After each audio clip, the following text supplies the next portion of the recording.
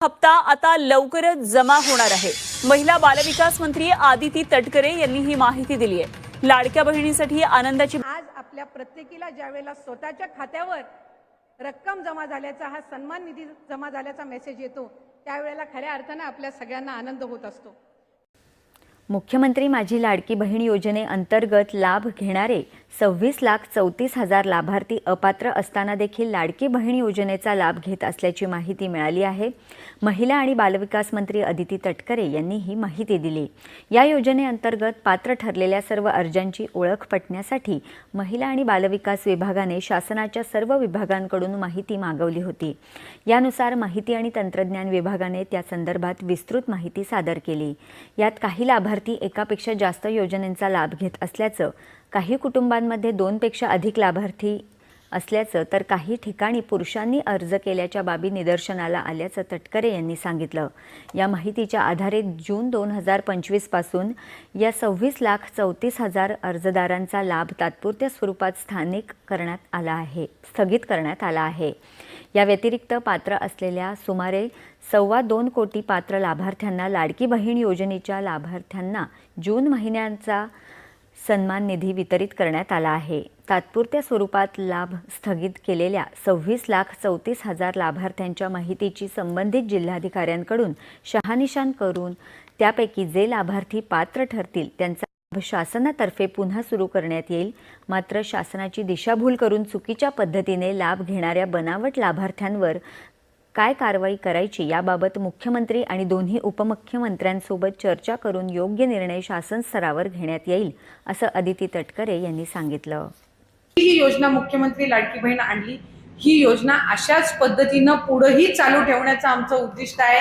कधीही ही योजना बंदही होणार नाही याची दक्षता आम्ही सर्व मंडळी त्या ठिकाणी आदरणीय मुख्यमंत्री आणि दोन्ही उपमुख्यमंत्र्यांच्या त्या ठिकाणी मार्गदर्शनाखाली घेत आहोत। आज जवळपास आपल्या आंबेगाव तालुक्यातल्या 65,000 पेक्षा अधिक महिला लाडकी बहीण योजनेचा लाभ घेत आहेत। म्हणजे 65,000 कुटुंबांना आज या योजनेच्या अंतर्गत आपण त्या महिलांना त्या निमित्ताने लाभ देत आहोत। आणि बरेच प्रसार माध्यम असतील, अनेक जण म्हणतात की आता 26 लाखाची स्कूटीनी निघाली, मग 50 लाखाची निघेल।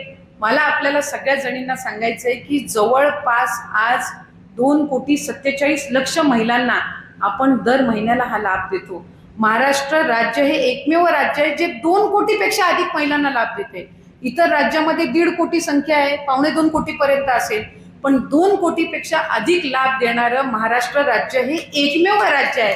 याचाही आवर्जून मला या निमित्ताने उल्लेख करायचा आहे। उशीर काला एक कसं आहे, शेवटी आम्ही महायुतीमध्ये आहोत, एकमेकांचे आम्ही सहकारी पक्ष आहोत, आम्हाला पुढेही एकमेकांसोबत काम करायचं आहे आणि त्या दृष्टिकोनातून जर काही मतमतांतर असतील तर ते आमचे तिन्ही नेतृत्व त्या ठिकाणी सोडवतील आणि त्या संदर्भातला निर्णय घेतील। काही वेळेला अशा निर्णय घेण्यामध्ये थोडा विलंब होत असतो, पण एखादी चांगला ज्या वेळेला योग्य त्या जिल्ह्यासाठी किंवा महायुतीच्या दृष्टिकोनातून निर्णय घ्यायचा असेल तर त्यावेळेला थोडासा कालावधी जरी लागला तरी मला असं वाटतं की जिल्ह्याचं कुठेही नुकसान न होऊ देता, आर्थिक नुकसान न होऊ देता, त्याच्या विकासात्मक दृष्टीने नुकसान न होऊ देता एका बाजूला तिघही आमचे नेतृत्व त्याच्यामध्ये लक्ष ठेवून आहेत आणि ते लवकरच त्या संदर्भातला निर्णय घेतील। वाटतंय की त्यांच्यावर वेगवेगळ्या पद्धतीनं आरोप करण्याची जी काही एक मालिका आहे ती गेल्या अनेक दिवसांपासून सुरू आहे। त्या संदर्भातली एक चौकशी सुद्धा राज्याचे मुख्यमंत्री देवेंद्रजी फडणवीस साहेब असतील, आमचं नेतृत्व उपमुख्यमंत्री अजितदादा आहेत, हे सुद्धा त्या संदर्भातली जी काही योग्य ती तपासणी, फेर तपासणी, चौकशी आहेत ते करतायत। त्याच्यामुळे आरोप झाले म्हणजे ते सिद्धच झाले अशातला काही भाग नाही। एखादा मंत्री ज्या वेळेला महायुतीच्या सरकारमध्ये किंवा कुठल्याही सरकारमध्ये असतात त्यांच्यावर आरोप प्रत्यारोप होतच असतात, पण साधारणपणे त्याची पूर्णपणाने चौकशी करूनच त्या संदर्भातला जो योग्य तो निर्णय ते राज्याचे मुख्यमंत्री फडणवीस साहेब आणि उपमुख्यमंत्री अजितदादा निश्चितपणाने घेतील। पण रुटीन प्रॅक्टिस मध्ये असं होतं का की कॅबिनेटचा ठराव मंजूर न करता एखादा मंत्री 500-200 कोटी रुपये उचलू शकतो? कारण की जे ज्येष्ठ सामाजिक कार्यकर्ते आहेत पुण्यातील विजय कुमार त्यांनी देखील आरोप केलाय की एम्ब्युलन्स खरेदी घोटाळ्यामध्ये पण असंच पैसे उचलण्यात आले। पण ॲम्ब्युलन्स आणि कृषी विभागाचा काही संबंध नाहीये। नाही, पण या प्रकारे होतंय की एक आहे की या संदर्भातलं एक तर त्यांनी काय आरोप केलेले आहेत किंवा काय त्यांच्याकडे त्या संदर्भातली कागदपत्र आहेत ही मी खरं तर पाहिलेली नाही आहेत, त्याच्यामुळे त्यांनी त्या संदर्भात मी अधिक काही टिप्पणी करू इच्छित नाही। पण मला असं वाटतं की जे काही त्यांनी आरोप केलेले असतील त्याच्यात जी काही त्यांनी निवेदनं वगैरे दिलेली असतील त्या पद्धतीची योग्य तपासणी आहे ती राज्याचे मुख्यमंत्री त्या संदर्भातला निर्णय हे घेतील. आणि कुठलाही विभाग काम करत असताना साधारणपणे जे काही नियम आहेत, जे काही निकष आहेत, जे काही प्रोटोकॉल्स आहेत, त्या सगळ्या गोष्टी बघूनच एखादा विभाग त्यामध्ये जी काही पुढची कारवाई असेल किंवा जे काही प्रोसिजर असतील ते करत असतात. त्यामुळे जे काही उशीर काला एक कसं आहे, शेवटी आम्ही महायुतीमध्ये आहोत, एकमेकांचे आम्ही सहकारी पक्ष आहोत, आम्हाला पुढेही एकमेकांसोबत काम करायचं आहे. आणि त्या दृष्टिकोनातून जर काही मतमतांतर असतील तर ते आमचे तिन्ही नेतृत्व त्या ठिकाणी सोडवतील आणि त्या संदर्भातला निर्णय घेतील. काही वेळेला अशा निर्णय घेण्यामध्ये थोडा विलंब होत असतो, पण एखादी चांगला ज्या वेळेला योग्य त्या जिल्ह्यासाठी किंवा महायुतीच्या दृष्टिकोनातून निर्णय घ्यायचा असेल तर त्यावेळेला थोडासा कालावधी जरी लागला तरी मला असं वाटतं की जिल्ह्याचं कुठंही नुकसान न होऊ देता, आर्थिक नुकसान न होऊ देता, त्याच्या विकासात्मक दृष्टीने नुकसान न होऊ देता एका बाजूला तिघही आमचे नेतृत्व त्याच्यामध्ये लक्ष ठेवून आहेत आणि ते लवकरच त्या संदर्भातला निर्णय घेतील. गोगावलेंचा आपल्यावरती गोगावलेंनी खरं तर आक्षेप घेतला होता आपल्या पालकमंत्री पदावरती. त्यानंतर आपलं पालकमंत्री पद खरं तर स्थगित करण्यात आलं.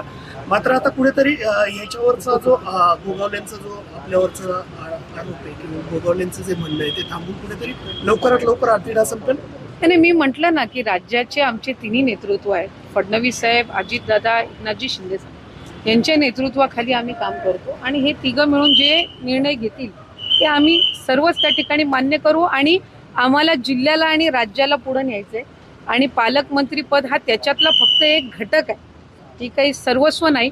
त्याच्यामुळे जो निर्णय ते घेतील आणि त्या पद्धतीनं आम्ही जिल्ह्यासाठी, भरत शेठ असतील काय, मी असेल काय, महायुतीचे सर्व आमचे आमदार असतील काय, आम्ही आमचा जिल्हा आणि राज्य पुढे नेण्याच्या दृष्टिकोनातून काम करत आहोत. लाडकी बहीण योजना जी आहे त्याच्यामधून लाखोच्या बहिणी आहेत त्या अपात्र ठरतायत. आता दरवर्षी KYC देखील करण्यासाठी सांगितलेलं आहे. नाही, एक तर मला आपल्या सर्वांच्या माध्यमातून लाडक्या बहिणींना सांगायचंय, केलेला नाहीये, ही मला सर्व आपल्या माध्यमातून लाडक्या बहिणींना सांगायचंय की कुठलेही निकष आम्ही बदल केलेले नाहीयेत. 2.5 लाखाचं उत्पन्न त्याच्यापेक्षा कमी असणं लाभार्थी असण्यासाठी हे आम्ही त्या ठिकाणी निश्चित आधीच केलेलं होतं.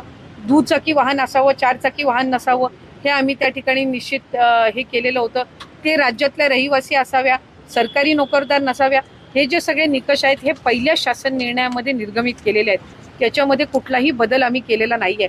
आम्ही ज्या वेळेला पहिलं ऑगस्ट महिन्यामध्ये ज्या वेळेला स्क्रुटिनी चालू केली त्यावेळेला 70-75 हजार अर्ज असे होते की जे पात्र होत नव्हते, जे त्यावेळेला ड्रॉप करण्यात आले होते.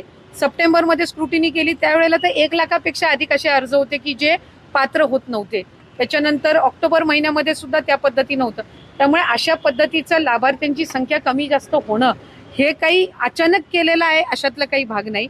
आणि निकषांमध्ये काही तक्रारी ज्या ऑक्टोबर, नोव्हेंबर, डिसेंबर महिन्यामध्ये ज्या प्राप्त झालेल्या आहेत, जे एका ह्याच्यावरून 2-2, 3-3 वेळा लाभ घेत आहेत अकाउंट्समधनं, किंवा ज्यांच्यात 4 चाकी वाहनं आहेत पण तरी सुद्धा ते अशा जे काही कंप्लेंट बेस्ड आहेत त्या संदर्भातली चौकशी करून त्यांचा आधीचा कुठलाही लाभ आम्ही त्यांच्या अकाउंटमधून परत घेतलेला नाही. अशा पद्धतीचा कुठला निर्णय झालेला नाही. फक्त क्रॉस व्हेरिफिकेशनमध्ये जे पात्र ठरत नाही आहेत त्यांना त्या महिन्यापासूनचा लाभ हा बंद करण्याच्या दृष्टिकोनातून आम्ही त्या ठिकाणी ही पावलं उचललेली आहेत. निवडणुकीच्या आधी आपण असल्या प्रकारची कुठलीही स्क्रुटिनी न करता सर्वांना लाभ असल्या प्रकारची आता मात्र निवडणूक संपल्यानंतर मी आपल्याला त्या संदर्भातली माहिती ही मगाशी सुद्धा दिली की आम्ही ऑगस्ट महिन्यामध्ये ज्या वेळेला आम्ही स्क्रुटिनी करायला सुरुवात केली त्याही वेळेला 77,000 पेक्षा अधिक महिला या अपात्र झालेल्या होत्या. ऑगस्ट महिन्यामध्ये, सप्टेंबरमध्ये केली त्याही वेळेला 1 लाखापेक्षा झाल्या होत्या. ही एक कंटिन्युअस प्रोसेस आहे. ही मगाशी सुद्धा दिली की आम्ही ऑगस्ट महिन्यामध्ये ज्या वेळेला आम्ही स्क्रुटिनी करायला सुरुवात केली त्याही वेळेला 77,000 पेक्षा अधिक महिला या अपात्र झालेल्या होत्या.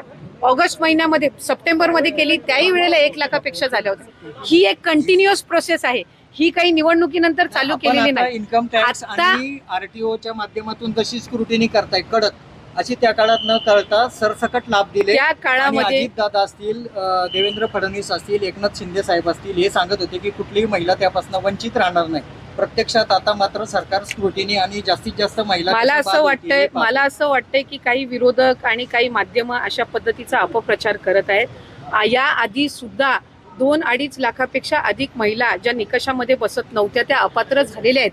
पण त्यावेळेला त्या संदर्भातली दुर्दैवानी माहिती ही त्या ठिकाणी माध्यमांकडून दिली गेली नाही. आता ती योजना यशस्वी झाल्यानंतर या संदर्भातला एक अपप्रचार केला जातोय की आत्ताच ही स्क्रुटिनी चालू केली आहे.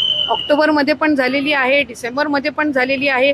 आणि मी आपल्याला वारंवार सांगत आहे की कंप्लेंट बेस्ड स्थानिक जिल्हा प्रशासनाकडून ज्या वेळेला कंप्लेंट्स प्राप्त होतात त्यावेळेला काही माध्यमच आम्हाला सांगत होती की अशा पद्धतीच्या काही चुकीचे काही हे मिळते तर आपण त्याच्यावर काही ना काही जे गरजू आहेत त्यांच्यापर्यंत हा लाभ पोचला पाहिजे. त्यामुळे सप्टेंबर-ऑक्टोबर महिन्यामध्ये पण ही अशा पद्धतीची व्हेरिफिकेशन झालेली होती. आता आणखीन ऑक्टोबर-नोव्हेंबरमध्ये काही कंप्लेंट प्राप्त झालेल्या आहेत तर त्या संदर्भातली सुद्धा सुरू आहे. आणि ही एक कंटिन्युअस प्रोसेस आहे. ही जानेवारी महिन्यामध्ये, फेब्रुवारी महिन्यामध्ये जसे जसे रजिस्ट्रेशनच्या चौकशा होत जातील त्या पद्धतीने ही होणार आहे.